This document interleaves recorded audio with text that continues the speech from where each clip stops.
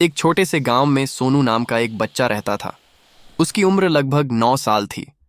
सोनू का परिवार बहुत गरीब था। उसके पिता खेतों में मजदूरी करते थे और माँ दूसरों के घरों में काम करती थीं। उनका घर मिट्टी का बना हुआ था और कई बार बारिश में टपकने लगता था। खाने के लिए भी कई बार उन्हें पूरा भोजन नहीं मिल पाता था।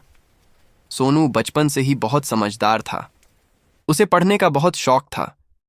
जब भी वह गांव के स्कूल के पास से गुजरता तो बच्चों को किताबें पढ़ते और टीचर से सीखते देखकर उसका मन बहुत करता कि वह भी स्कूल जाए। लेकिन उसके पास न किताबें थीं न फीस भरने के पैसे। एक दिन सोनू ने हिम्मत करके अपने पिता से कहा, पिताजी, मैं भी स्कूल जाना चाहता हूं। उसके पिता ने दुखी होकर कहा, बेटा, मैं चाहता हूं कि तू पढ़े, लेकिन हमारे पास इतने पैसे नहीं हैं। सोनू चुप हो गया, लेकिन उसने मन ही मन ठान लिया कि वह किसी भी तरह पढ़ाई करेगा। अब सोनू रोज सुबह जल्दी उठता और अपने माता पिता के काम में मदद करता। दिन में वह पास के स्कूल के बाहर खड़ा होकर अंदर की पढ़ाई सुनता रहता। धीरे धीरे वह अक्षर पहचानने लगा। कभी कभी उसे फेंके हुए पुराने कागज और किताबों के टुकड़े मिल जाते, जिन्हें वह घर लाकर पढ़ने की कोशिश करता। एक दिन स्कूल के एक शिक्षक ने उसे बाहर खड़े देखा। उन्होंने सोनू को बुलाया और पूछा, तुम रोज यहां क्यों आते हो? सोनू ने डरते हुए कहा, मुझे पढ़ना है, लेकिन मैं स्कूल नहीं जा सकता। शिक्षक का दिल पिघल गया। उन्होंने उसे रोज स्कूल के बाद पढ़ाने का फैसला किया।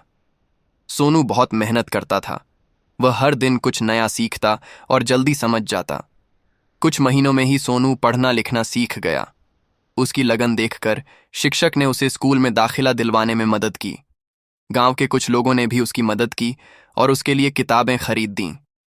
अब सोनू रोज स्कूल जाने लगा।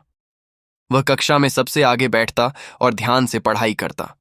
वह हमेशा अच्छे अंक लाता और धीरे धीरे पूरे स्कूल में सबसे होशियार बच्चों में गिना जाने लगा।